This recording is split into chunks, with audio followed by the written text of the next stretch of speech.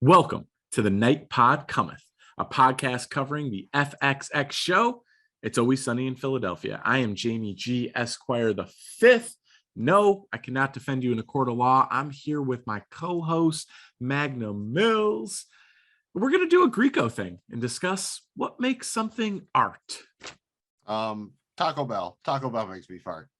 Well, actually, Magnum Mills, I said art. What makes something art? Subway, right? They got the sandwich artists. Correction.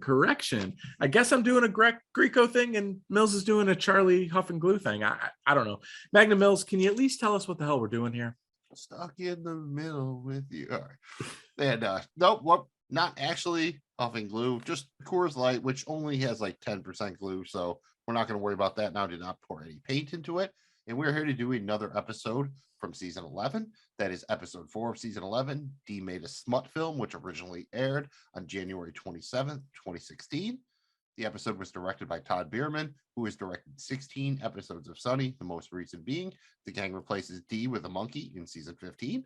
Episode was written by Eric Ledgen, who has 2 writing credits on Sunny, which are this and The Gang Goes to a Water Park from season 12. So batting 1,000 here, I think. And the notable guest stars here are Richard Grieco, starring as himself, David Hornsby as Cricket, Mary Holland as Blair, who is the art gallery owner. I don't think she's actually named in the episode, and Brittany Alger as Cindy, who we've actually seen before on Sunny. Plot synopsis is Dee shows the gang a clip from an independent film that she appeared in, but it turns out to be a Cinemax softcore porno starring Richard Grieco. The gang argues over what is considered art, leading Mac and Frank to try to market Charlie's childish doodles as modern art, and Dennis recruits Dee to adapt his erotic memoirs into a film to cash in on the success of 50 Shades of Grey. Before we get into the episode, Magnum Mills, hit us with any notable callbacks, references, trivias, whatnot, shit like that. And before we get into this, just remember we are going to spoil all aspects of It's Always Sunny in Philadelphia, all 15 seasons, anything, maybe even the gang is said on their podcast, whatever. We don't have any set leaks or know anything about season 16, so you don't have to worry about that. And right off the top, you might have guessed this, but when we see the montage towards the end with the pictures of a young Dennis Reynolds, those are actual real photographs of a young Glenn Howerton. Definitely a nice picture with the kitty there, Glenn. Very cute. And when Frank dresses up as Ango Gablogian, his outfit and wig give him a resemblance to Andy Warhol, the famous artist. As I alluded to before, this is actually Brittany Alger's second appearance as Cindy. Here we see her in the movie with Grieco. She's the chick sitting at the desk when they're trying to film. Previously, we saw her in the season 10 finale, Ass Kickers United, where she was the new age tale that Frank was chasing. And we've heard about Dennis's erotic memoirs before in Dennis Reynolds' An Erotic Life from season 4. And finally, Dee's acting reel contains clips from Mac and Charlie Write a Movie and Mac and Dennis Buy a Timeshare. Man, oh man, great episode for callbacks. Some of those were hilarious. Big fan of Dennis Reynolds in An Erotic Life in season 4. Love his role here. As you know from listening to the show, the Night Pod Cometh, this podcast, I am a Dennis guy and I defend him. I love Dennis. He's just so perfect. Glenn Howerton just does a great job in that role as a horrible human being. Love Dennis for all of his crazy. Magnum Mills, are we good to go? Do you need a chalk break or anything? Your stomach okay? You almost sent me down the rabbit hole there about Frank being the man in the spiral or whatever when he's on the playground naked. We're not going to get into that. I've been watching my seaweed intake. I'm good to go now, but don't tease me anymore with these other episodes. Perfect. Just go ahead and change the channel to a Skinemax and let's dive into Dee Made a Smut Film. And this is, again, the gang is always great in the show at cold opens, but we opened, it's 3:12 p.m. We're at Dee's apartment, where remember at this point, Dennis and Mac are actually living there with Dee. And Dee has recently finally appeared in a movie. She wants the gang to check it out. She apparently rents it on her cable box, whatever, and it's pretty cool because they have a TV from the 80s and she's renting a movie on Cinemax. However that works, it's great. And the gang's actually impressed. When the movie starts out, Richard Grieco shows up. They're feeling it, but they quickly realize that Dee has in fact made a porno, or at least a softcore porno, and this is confirmed. We find out the film that they're watching on Skinemax right as Dee insists that no, she did not make a smut film, we hear Grieco say, "Gobble that cock." Oh, dude, 3 words here, and it's literally gobble that cock. I mean, hilarious. This soft open was, dude, the gang is just incredible at these, and this is another example. I love how they're like, like, first of all, they don't believe D here, that then they go from like, can we just watch something, watch an action, superhero movie, and then Dennis is like, man, look at that filming. That's actually really pretty with the sunset. And then it comes, then they start asking, a foreign director. I mean, I love this dude. And it ends with gobble that cock.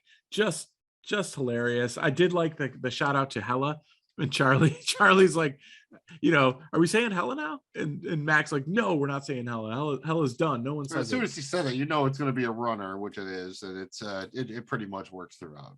He never really got to say Hella, dude. It came came and went on him. Well, yeah, that's what he says here, but then he makes up for it because he gets to say it later on. Big fan of this, man. I mean, Magnum Mills, we grew up in the Skin and Max era a little bit. And that's any thoughts on this? Did you see anything particular? This might have been on Showtime or TMC or whatever, but there was definitely a movie called Playmate of the Apes. Dude, I mean, I cannot express to you. I mean, it's past like so bad it's good, like 3 times over, that it keeps becoming good. Like it's wild, dude. Just Playmate of the Apes is probably on YouTube or something. Holy shit. But that's kind of what you think of the Skin and Max era. But when you were a young male or whatever, they had the breasts that you were looking for, more or less. And for the most part, this scene exists to set us up, to show that Grieco is going to be involved, and then Dee kind of gives the thesis statement here, which he says, this is art, and that's what we're going to be talking about. The whole episode is, what is art? Yeah, and a couple of funny things here before we move on to the next scene. I love that the whole time in the movie, Dee's trying to get her face into the camera, right? And even when Grieco, you can't tell if she's trying to like get on camera or just look at Grieco's dick. You can't really. I mean, maybe probably a little column A, column B if we know Dee, but. Yeah, it's funny. It was a great scene, and again, the way Grieco ends it there. And Magnum Mills, before we dive in, for those of the viewers out there and listeners out there that don't know, Grieco was a dude, right? Like, he was a pretty famous. Richard Grieco was a pretty famous actor, right? Well, like a Tiger Beat, like a teen heartthrob. I think he was on 21 Jump Street with Johnny Depp.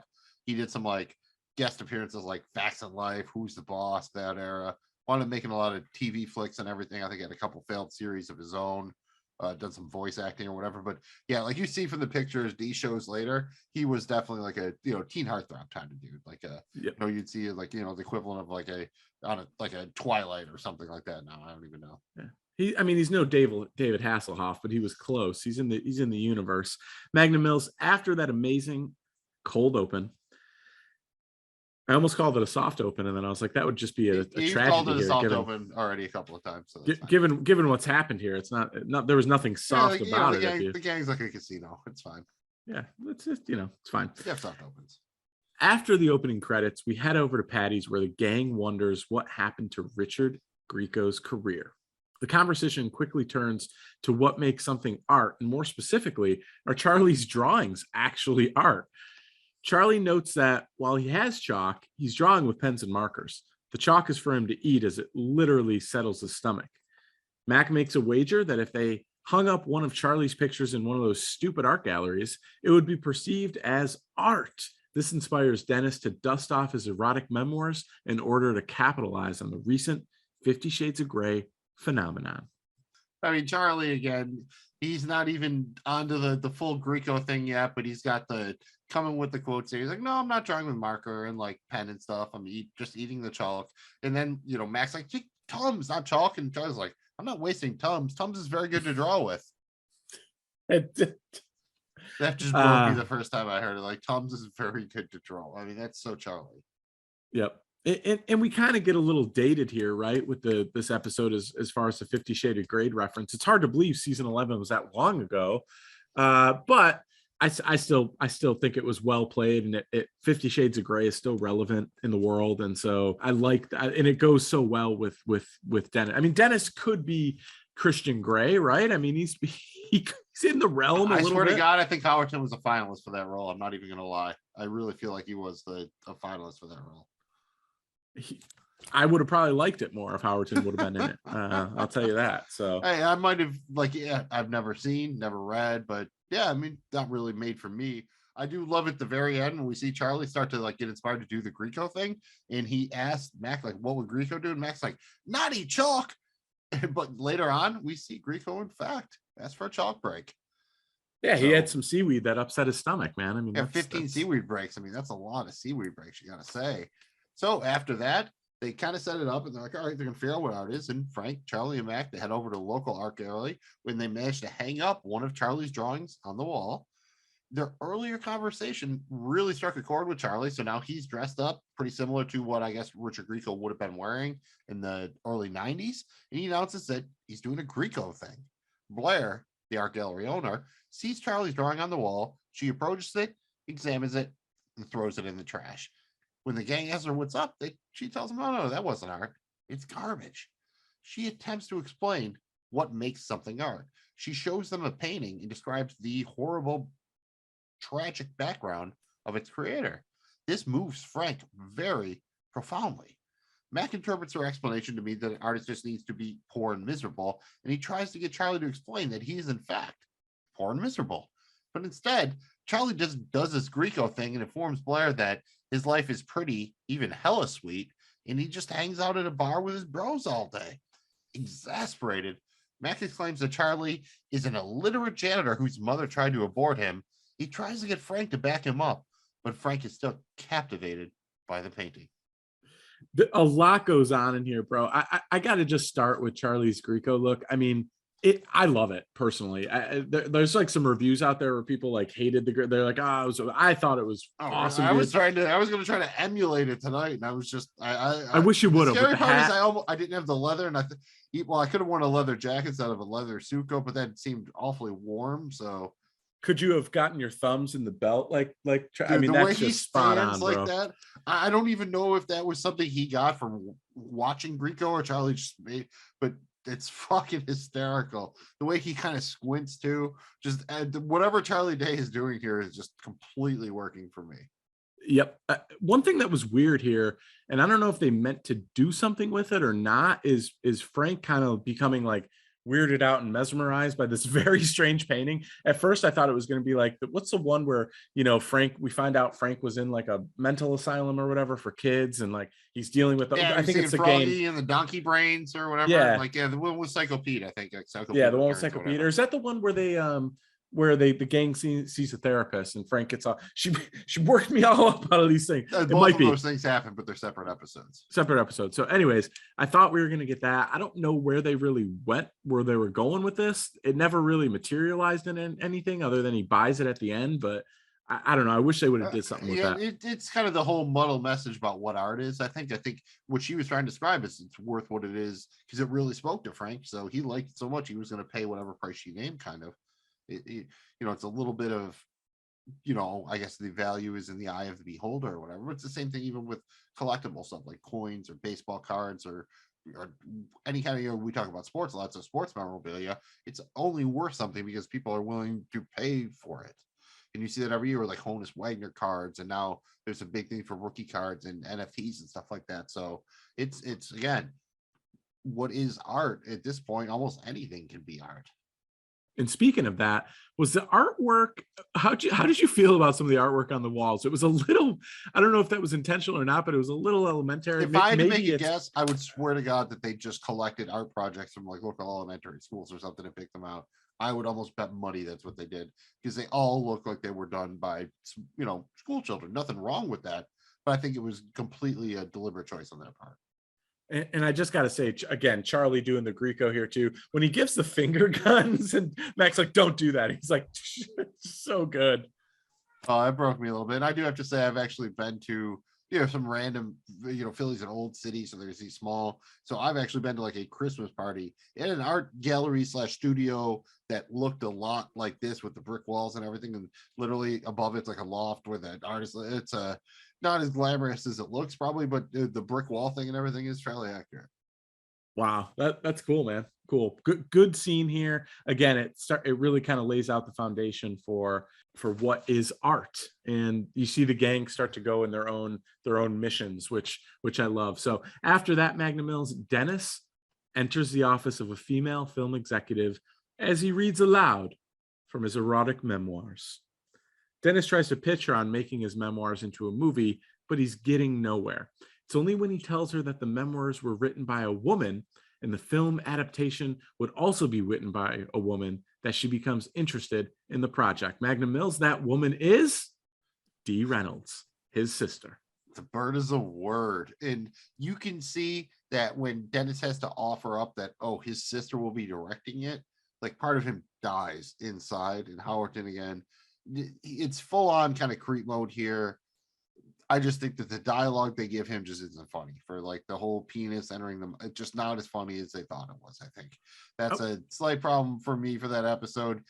I like kind of when Grieco tries to be like, well, what's the difference between entering? Like when he points it out, it's just that joke isn't good enough to save this scene for me here. I think the film executive actress is fine. It just, again, it was a scene I think we only needed so we understood what was happening in the plot. And like, okay, now Dennis is getting to actually make his movie with his erotic memoirs, but doesn't need Frank involved. Magnum Mills, I am going to disagree with you slightly here. I thought it was very funny the way Dennis comes into the room and he's got the accent. Howerton's like, great. I just as he stepped into the garage. That wasn't the only thing he would enter that night. Like, just so funny. And the woman's like, I'm very confused. What's going on? I think you're in the wrong place. And I just thought that for me, it worked. I thought it was very funny. And again, classic Dennis, and Howerton's just peaking here. And how funny is it that Dennis thinks 50 Shades was written by a man? Of course he does, right? I mean, when he finds out that it was written by a female, he's just like, he's so taken back. I love Dennis. I love this creepy Dennis. So for me, it worked. It was funny. But that's the gist of the scene, Magnum Mills. I thought Howerton just crushes as usual. Yeah, and again, it's something that exists from the plot to set up like, all right, they're going to make the movie, but Dee has to direct it. So now he has to make that happen. To do so, he goes over to Dee's apartment. She's sitting at her laptop. She swears she's getting better at her editing game. She's working on her acting reel. And like you might have thought, it's pretty terrible. Dennis offers her a chance to fulfill one of her lifelong dreams by directing his erotic memoirs film. Dee agrees to direct the adaptation of Dennis's erotic memoirs, but they still need a star who they can attach at short notice. Dee says she has an idea and starts flipping through pictures on the internet of a young Richard Grieco. I actually like this, Magnum Mills, because I didn't remember exactly who Richard Grieco was the first time we started. First time I saw this, the and name rung a bell, but again, it's like okay, who's Grieco? He peaked before my time or whatever. I think same. Like I thought it was kind of at first I was like, is that a character from like some famous show that I was like too young for? But I like that they did that, and you can really start to see it made sense too to see Charlie's impression of it. There's a shot in there where the hat's on the exact same way, and so I thought Charlie's like Charlie's kind of color shirt was the blood. Yeah, like, that was definitely what they were going for. And I will say that one of my main complaints with this episode is that Charlie and Grieco never ever seen together, and that's fucking crazy. Yeah. Unless that they only got Grieco by not telling him about the Charlie plotline, and it would have made him mad or something, like he would have taken it the wrong way. But otherwise, the fact that they didn't have a scene together is a little tragic, because I think that would have been, Charlie trying to out Grieco, I think would have just been fantastic. Yeah, and it's just so funny how Dennis is like, "No, I don't want to see your I don't want to see your reels," and immediately she's like, "Here, take a look." She shows him. So good. She's fucking Dee, dude. It's Dee, bro. It's Dee. Again, from there, Magnum Mills, we get back to Patty's, and we see Charlie is still doing the Grieco thing while making some new drawings. Mac is unimpressed with his latest effort, which is a drawing of eggs that represents eggs, bro. Charlie asks Mac why he's still doing this. Is it out of principle or for money? Mac honestly isn't sure at this point. Frank comes into the bar with our guy, Rickety Cricket. The new plan is to have Cricket be the face of Charlie's art. Cricket looks at Charlie and asks Mac what Charlie is doing. Mac replies, oh, he's doing a Grieco thing. And Cricket takes it in stride. Charlie asks him for some inspiration, and Cricket asks him if he wants to hear about a dog orgy or about when a cat bit off his toe. Charlie answers, dog orgy, brother, without hesitation. Just boom, right there. Now that they've got this set up, Mac tells Frank to dress up like a rich art collector who will infiltrate the gallery and generate interest for their art. Mac tells Frank to play it subtle, and Frank assures him that he will do absolutely that. You know, as soon as Frank says it, that he's going to go like way over the top here. And I think obviously he's kind of going for a play like basically cross Andy Warhol and Mantis Toboggan, and yeah, that's what you get. Absolutely. There's just little things with Charlie that the more and more I watch Always Sunny, and that's why you guys should check it out and definitely listen to every episode we do here on the Night Pod Cometh, is the more you listen and watch the show, you realize Charlie's little one-liners are just so funny, dude. Like he's just, eggs, like from a chicken. I mean, and keep in mind, he's he's all in on Grieco right now. And he's still got his little Charlie lines, and it's just so funny, dude. I don't know, man. It's the little things with Charlie where a lot of times you don't even pick up on it. And I like watching with the subtitles so I can make sure I understand what the lines are, because I've seen all these episodes multiple times by now. And I've just really appreciated that with Charlie's character. Dude, and the whole, right after that with the egg thing where he's pulling the Grieco, but also doing Charlie, he's like, so I'm going to draw eggs that represent eggs, bro. And it's going to be hella cool, man. You're going to like these eggs. It's kind of like back, it reminds me a little bit when he did Serpico. Just so good. And then when Frank brings Cricket in, it's almost always welcome when we see Rickety Cricket on the show. And when Frank brings him in, he's just like, oh yeah, I found him turning tricks in the scrap metal yard. You don't realize it was actually with dogs. Like I don't know how the dogs are paying him. Are they paying him in kibble? Are they paying him in milk bones? I am not sure what the currency is. Maybe it's some worthless patty bucks they were trying to use to stimulate their own economy. I don't know. But then they tell Cricket, like, oh, they're going to use him for Charlie's Iron. Cricket's like, use me. How? What part of me? It's not that he's worried about being used. It's just when he's trying to figure out what he's going to charge. Yeah, Rickety Cricket's about that life, bro. That's true. He does have the worst life, dude. He does have the worst life. And I love when he's. What do you want to hear about?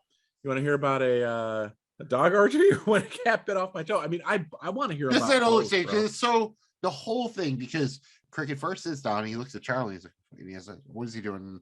Mac's like, oh, he's doing a Grieco thing. And he just, boom, right? All right, cool. Doing a Grieco thing. Just steps right into it. And then just the rapport they have, especially when, Cricket gives him the option. Charlie's just like, dog orgy, brother. It's just so, and then they do open with the dog orgy painting in the next time we come back to Patty's, I think. Just again, this whole scene, yes, very, I also love the bit where Charlie's still doing the Grieco thing, but he's talking to Mac, and he talks about, it basically implies that Mac is lame. He's like, well, you keep telling me what to do. And it's kind of like, I got some guy who's lame telling me to do lame stuff or whatever. And that's almost the most aggressive Charlie's ever been against Mac, but he had to do it in character. That's great. Dude, I got to be honest, man. Anytime Cricket makes is Cricket your favorite non-main character? He's right up there with Pondy for me, dude. Like Pondy's the coolest, but I love when Cricket comes into the scene. And I forget the McBoyles are great too, but I miss the lawyer, dude. I always loved the lawyer. We haven't seen the lawyer in a long time, but I always loved the lawyer too. Yeah. And the lawyer and the waiter are both pretty top notch too. Yep. Right. Great scene, Magnum Mills. From there, we're back at the art gallery. Frank makes a beeline towards Blair to introduce himself. He's dressed all in black with a ridiculous white wig, and he says his name is Ango Gablogian. He is most Gablogian? Ango Gablogian. He's most definitely not playing it subtle. In fact, you'd say it's the opposite of subtle. Frank invites her to an art show at Patty's and then proceeds to critique the art in her gallery. He initially scoffs at everything before becoming enamored with an air conditioner. But then he sees the painting that's captivated him earlier and he can't look away. Sure, but this is like a heavily memed scene just for the, especially when Frank just walks around a bullshit derivative. It's a little over the top for me, but it really does work here.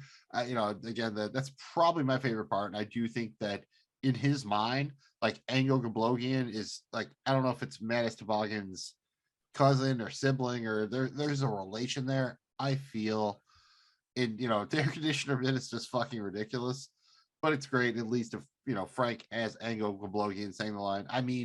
where just the air conditioners walking around on this planet and screwing each other's brains out. And the chick's like, oh yeah, that definitely makes a lot of sense. Frank here, this is kind of his time to shine. It's weird. I don't necessarily love when they take Frank and they make him someone other than Frank, but to your point, it does work here.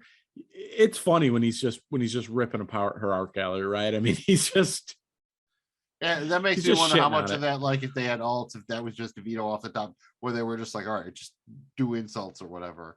Because I mean, bullshit's pretty standard, like derivative. That seems like standard art. Think about some like the way someone would critique, wine or something like that. I guess I don't know. Yeah, I don't go to no. art galleries much, and if I did, I'm like, I look at art and I'm like, that looks cool. I couldn't do that.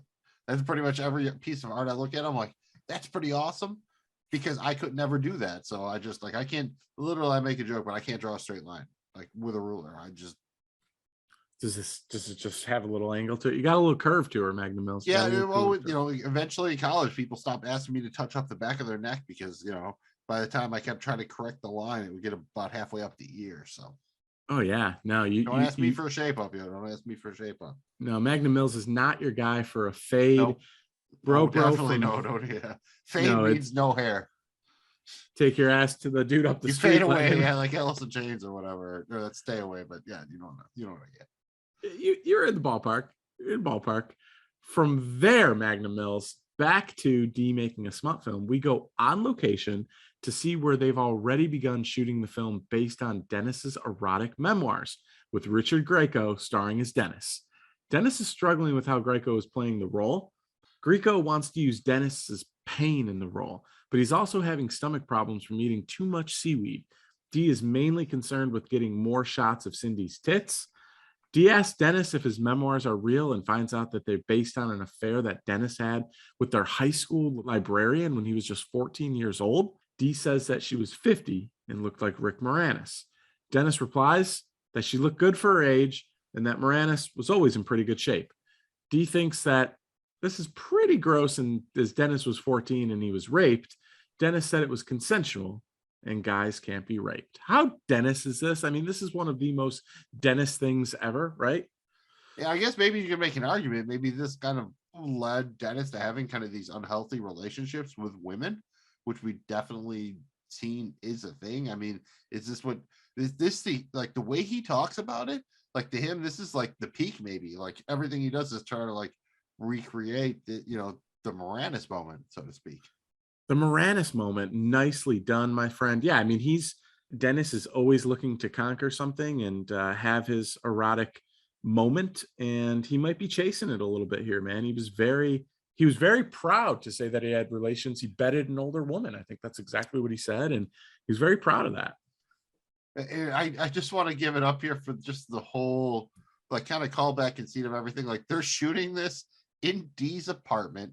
It's like Mac and Dennis are also living with her now, remember, because this is before they moved to the suburbs, and they're still just shooting this whole thing. They got Grieco, but somehow what kind of budget did they get that they're shooting it in Dee's apartment with the same camcorder that they've been using like since at least I guess season 2, if not season 1. I don't remember the camcorder showed up in season 1.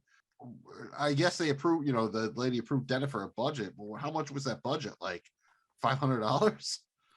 Yeah, it must have been. What will Grieco work for? Was he working for seaweed? Because that is kind of awesome. Like you just see it's in Dee's apartment, but Grieco still has an assistant. And when Grieco asks for seaweed, he doesn't even look up from his magazine or whatever he's reading. He just holds up like a little seaweed tin.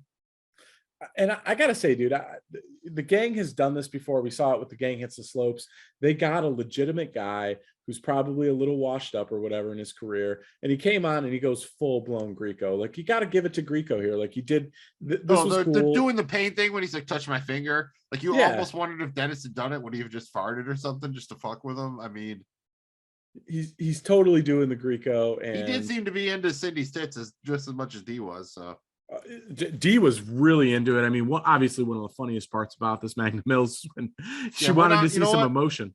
That may or may not be my favorite quote, so we're gonna get back to that. But I also like when Grieco dropped the line, "Is there really a frigging difference between exiting and entering?"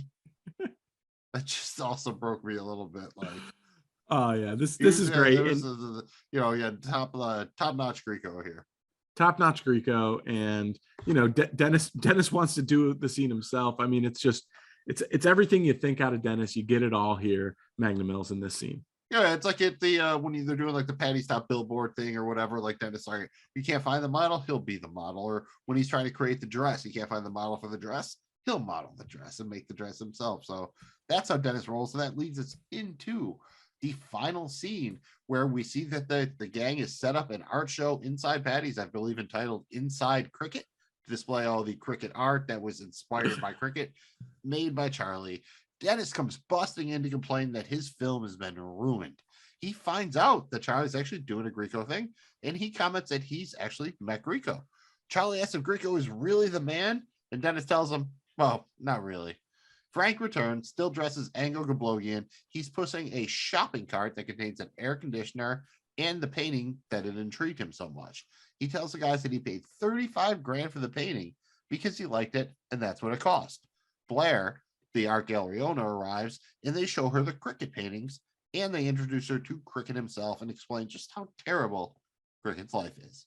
Just as Mac is about to try to sell Blair Cricket's art, Dee wheels a TV into the room, an old school, like literally a TV in the 80s on wheels you would have seen in a rural high school or something, but she wants to show them her directorial debut.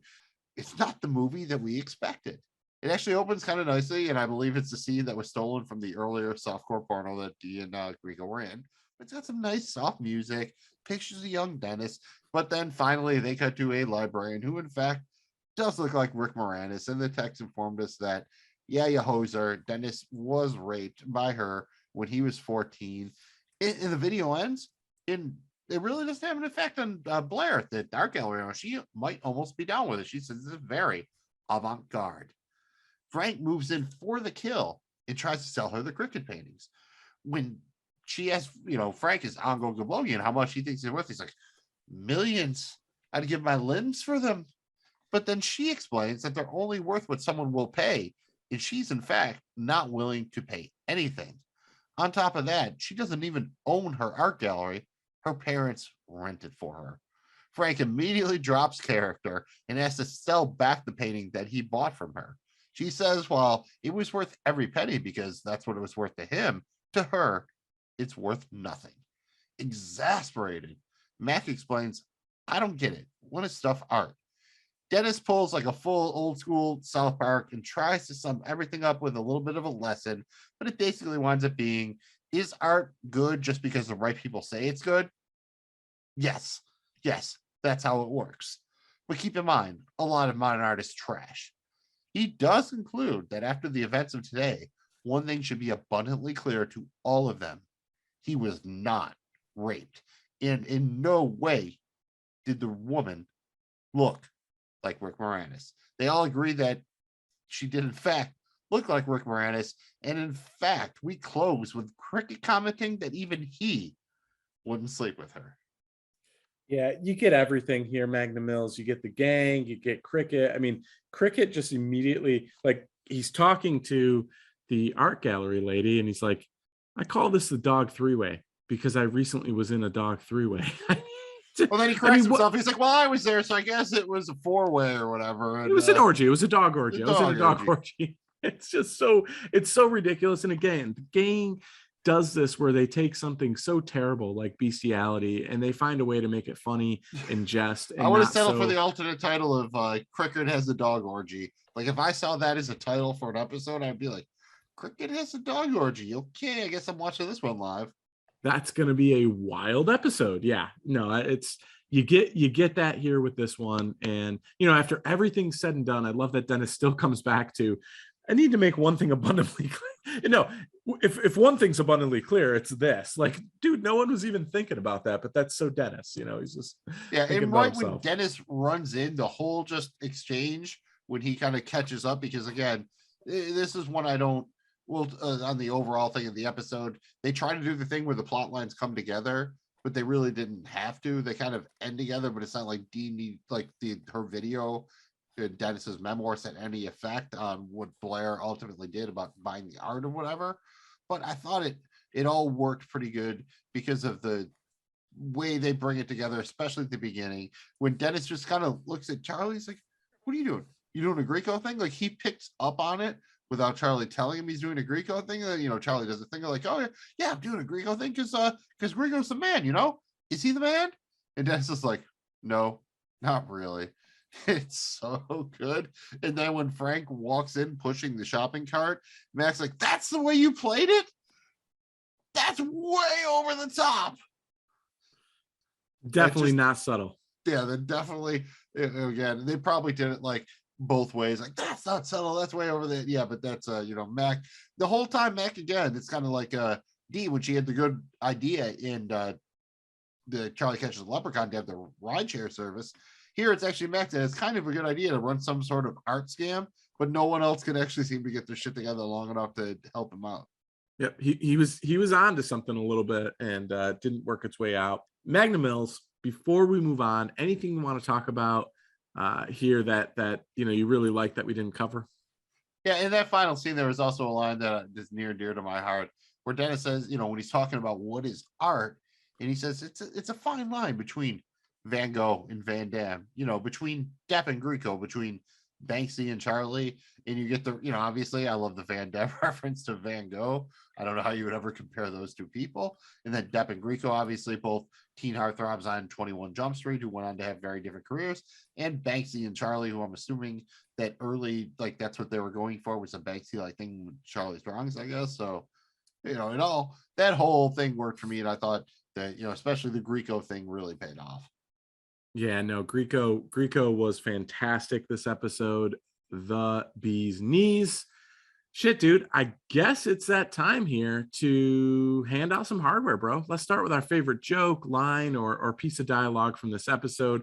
I will go first. I gotta hand it to my favorite quote of this was during the scene where Dee is giving a bunch of shit to Dennis here about the librarian looking like Rick Moranis, and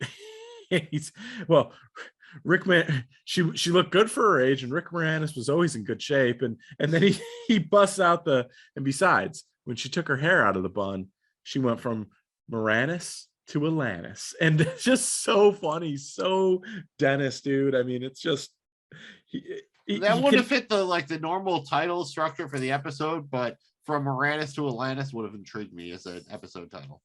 Yes, from Moranis to Alanis, it works so perfectly. Absolutely love that. By far my favorite. What about you, brother? What you got? Oh, mine is easy. Like this broke me a little, and maybe it's because Dee is just embracing like living her dream with directing. But when we see her trying to direct Dennis's erotic memoir, she has a sequence where she, and I will quote this verbatim, says, "Shoot her tits. I need a couple just." Get mostly tits on this one. Lots of emotion, and I want to feel a little bit of sadness coming from your tits and action. I don't know.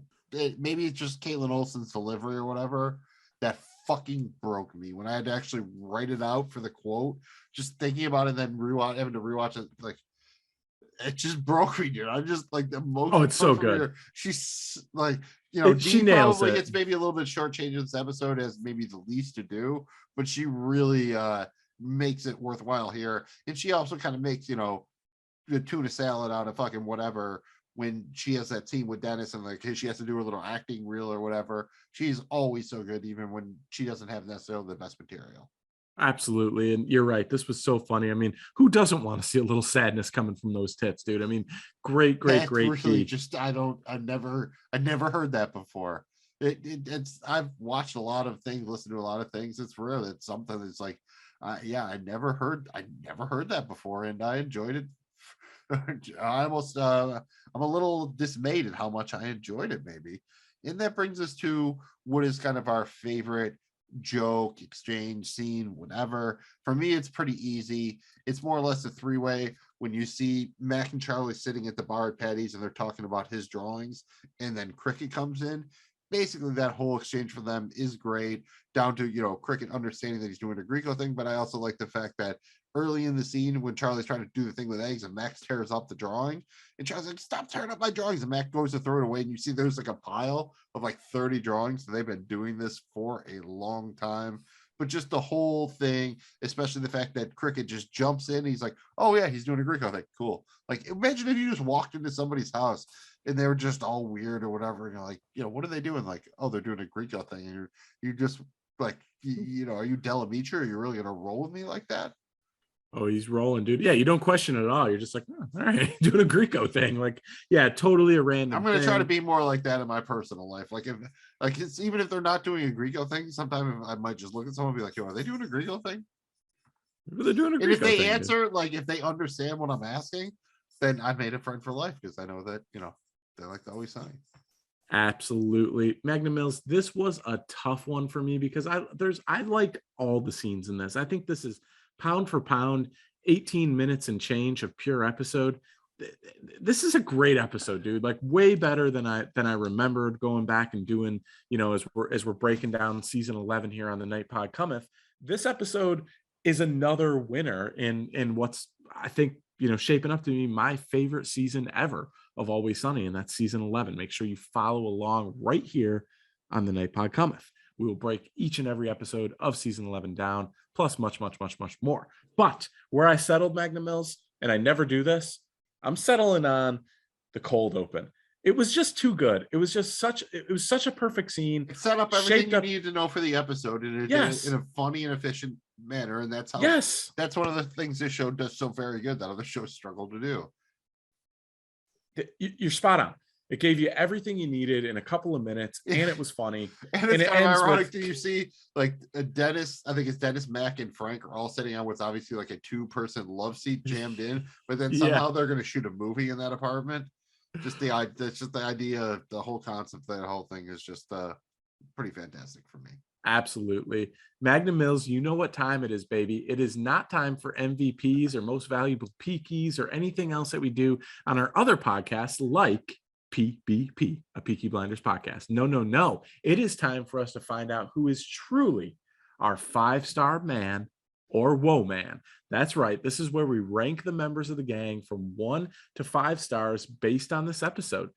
Magnum Mills, I will go first with my 1-star man, and I'm giving it to Frank. Frank is my 1-star man in this episode, only because while he had some moments, it just felt like they didn't have anything to do with Frank, and they turned him into this Anglo Gablogian, and it just, I don't know, man. It just, while it's fine, it's not my favorite Frank episode. And anytime they don't use Frank the way I want it, gosh darn it, I feel like it's alcohol abuse on Frank. Like, you should be using him in a better way. So, but anyways, Frank is my 1-star man.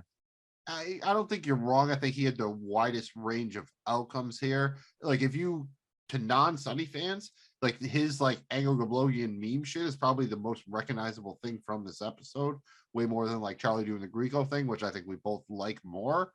And he did probably, I thought DeVito had a great job when he was like looking at the painting or whatever, and his kind of face acting and like how he became overcome by it and everything. That was really good. So he won't be my 1-star man. I'm actually going to make my 1-star man Dennis Reynolds, because again, he was just very ineffectual this episode.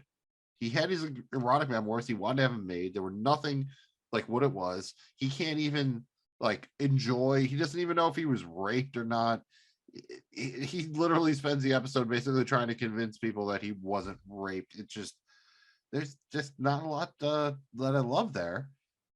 Sorry, Dennis. I mean, you have your moments. This wasn't one of them, although she did look like Rick Moranis. And my 2-star, man here is going to be Mac, mostly because he had a good idea with trying to do the art scheme, but for the most part, he was probably the most marginalized person in the episode, in that he didn't really, once he kind of got the ball rolling with the art bet thing, he didn't really have any impact on the plot. But he had the right idea, so he's not the low man. He did have the right idea. Hard to argue with that. I am also going to make Mac my second, my 2-star man here. I just, again, you can't do the episode without him, because he's kind of the driving force of what the hell is art. Art's bullshit. Anything can be art. And he had some moments here and there, but other than that, he just, that's all there was for me here with Mac. Again, needed him, played his role well, but it's no Mac on the Super Ass Buster 4000, dude, when he's riding the bike or anything, the Ass Blaster. All Three. right. I think it's the Ass Blaster 3000. I don't. It's yeah. I did watch that one recently. That's a pretty good one. Actually, that might be coming around to season 12 a little bit. So we'll go on to our 3-star man or woman here. I kind of alluded to before. Mine will be Frank.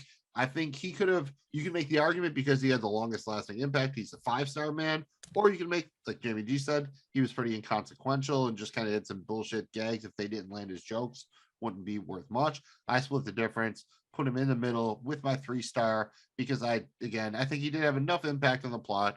I thought it was pretty funny, but not maybe the funniest part of the episode. And I especially did like Danny DeVito's acting when he was captivated by the painting. Jamie G, who's your 3-star mofo? My 3-star is a 3-star woman because I am going Dee Reynolds here. Look, this is a great episode for Dee. I just didn't know where else to put her. She doesn't have a ton of spotlight, but what she gets is absolutely hilarious, and she crushes in everything. Her scene where they're filming the movie in her apartment, as Magnum Mills mentioned, literally broke him with needing to see some emotion and sadness out of those tits. She's very funny in this. The cold open, it's all about her. She's finally, I love her, but she is my 3-star woman here in Dee Makes a Smut Film. She did make a Smut Film on Skinamax, bro. I mean, but she at least had she got the deets from Grieco because she was able to get him for Dennis's movie. So shout out that. And Dee is actually my 4-star woman here. Not a lot to hate. She gets to live her lifelong dream. She directs a movie. Maybe even she got it on with Grieco, who knows? And she gets to win over Dennis by doing the whole Rick Moranis bit with the video and everything, and all the gang agrees with her for once. There is no Dee as a bird. She's on the winning side. Dennis is not. So I feel 4 stars, perfect for Dee. Jamie G, who's your 4-star man? My 4-star man, this will be disappointing to him because he believes he is truly a 5-star man, but my 4-star man is Dennis Reynolds. Dennis, this is where we disagree on this, Magnum Mills. I saw Dennis in this episode, and to me, it worked really well. I thought it was hilarious as he just is so wrapped up in himself, and he believes his exotic memoirs are so special, and it could be the next greatest thing. And he also is adamant that he's proud of sleeping with his librarian. She looked good for her age. And, the gang's trying to make light of the fact, like, bro, whether you're a guy or a girl and an adult sleeps with you, it's not good, which is absolutely right 14, in the normal world. It's not even like 17 or 8. But we're not in the normal world. We are in Always Sunny in Philadelphia universe. And it works for me with Dennis Reynolds. It defines who he is. I'm there for that with Dennis. I think Howerton is fantastic, and it just works for me. So Dennis is my 4-star man. All right, and that brings us to the top, and kind of like I figured, my 5-star man here is Charlie. The whole Grieco thing, there is not a single scene here of Charlie that doesn't work for me. It all works for me from the beginning with him starting with the Hella thing into the Grieco thing. He carries it through all the way, never breaks character. It works for me the whole way. There was no diggity, no doubt when I started making my rankings. The first thing I did after writing down the numbers 1 through 5 was put Charlie is my 5-star man. Charlie has to be the 5-star man here. I mean, he crushes. Pretty much what we've learned is when we go, especially in this season, anytime Charlie does something like a character, it's very funny. Like, when Charlie was, Gilligan and the gang goes to hell. We'll talk about that in this episode, and I'm there for it with Charlie. Charlie crushes here as doing the Grieco thing. And he's great in this, dude. Even in the opening scene, in the cold open, Charlie is very funny in this, like trying to bring Hella, gets the runner. He belongs as a 5-star man. Shout out to Charlie Day and his incredible work. All right, so that brings us to the portion of the episode where we make our self-sustaining economy. We give Patty's bucks out to the episode. We give out $0 to $100, 0 being the worst, 100 being the best. I went first for most of the rankings, Jamie G and our 5-star men. So you can go first. How many Patty's bucks are you giving to Dee Made a Smut Film? Man, this is tough, because this season, I just love this season so much. So I'm already going to be high every time we do a podcast here on the Night Pod Cometh, every time we break down an episode from season 11, my Patty's bucks are going to be, I'm living high on the hog, bro. I got a lot of cash to throw around for these because I love this season. I don't want to overinflate a couple of the episodes that are a tad weaker and aren't as great as, Charlie catches a leprechaun and the gang hits the slopes and, some of the great ones of the season. So I'm going to stick with $8, 8.1 Patty's bucks here, man. $81 Patty's bucks floating around, stimulating our own economy. That's where I'm settling on this thing. Yeah, that's a pretty good call there. I think I am going to go with 83 Patty's dollars. Again, not super top notch, but after having kind of rewatched it, I do like it a bit better. I really enjoy the jokes. I do think that not everybody got a chance to shine here.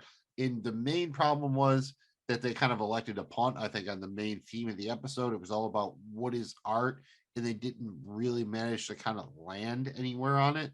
Like Dennis gives a little wrap up at the end, but he basically does a word salad of everything from like art only matters to what matters from, or it's cool to you, or it's all bullshit anyways. It seemed like they had something to say here, and they got to the very end and they were like, yeah, we had something to say, but we kind of don't really know how to end it. So they did a little bit of a play in a South Park thing or whatever, and they just pivoted to the Dennis, Rick Moranis thing. Again, super funny, so I'm not docking the episode a ton for it, but I think there was some potential here, more compared to something like the gang desperately tries to win an award, where they really had something to say and they completed the thought on that one. And here I just think that it was an incomplete thought. It was a good idea, they just didn't pull it off all the way, but it was still funny. So I'm not going to put it in that 70s range or anything. I agree with that wholeheartedly. It definitely is in the 80s range for me. I love that the gang uses the words like smut, like made a smut film. They didn't say she made a porno. They said she made a smut film. Just, I know what Skinamax is. They're definitely of a time. They're of a time, and I think we're of the same time, and that's why we like the gang so much. I mean, 50 it's Shades relatable. Right. Like they're of multiple times, but Magnum Mills, I gotta say, man, this has been a ton of fun. I love doing the Night Pod Cometh. We always love talking about one of our favorite shows. It's Always Sunny in Philadelphia, available on FXX, Hulu, you name it. It's out there. Watch it. Listen to us. Thank you for checking us out, commenting, liking, subscribing, emailing, all that good stuff. We'll be back soon. Don't you worry. We're going to cover another episode from season 11, Magnum Mills. Tell the peeps where they can find all of our other free and funny and cool and free and pretty damn awesome. And did I mention free content? Totally free. Oh, shit, we might actually do Being Frank next too. And that maybe not, but that's a fun one, as they would say. And this has been the Night Pod Cometh. If you're not already subscribed, find us on your favorite podcast platform at Night Pod Cometh. Same thing on social media at Night Pod Cometh. You can find us at JoeBlowFootballShow.com and on social media at Joe Blow Show. We're just wrapping up the 6th and final season of the show Peaky Blinders in our podcast, PvP, a Peaky Blinders podcast. Find us on your favorite podcast platform and on social media at Peaky Podcast. We're about to cover the final 7 episodes of the show Ozark from Netflix. We are the Ozark Podcast. Find us on your favorite podcast platform, on social media at Ozark Podcast. I'm Magnum Mills. He's Jamie G. Thank you very much for checking out the Night Pod Cometh. Just remember, we need you to be a fighter for the Night Pod. Oh, what? And a champion of the sun. This has been the Night Pod Cometh, presented by the Joe Blow Football Show. We are in no way associated with It's Always Sunny in Philadelphia, 3 Arts Entertainment, RCG Productions, FXP, or FXX. This show is for entertainment purposes only. Any views or opinions expressed here are personal and do not represent those of people, institutions, or organizations who may or may not be associated with the Joe Blow Football Show. If you have any questions, please contact us at nightpodcometh@gmail.com. Thank you for listening. Please remember to like, subscribe, and comment.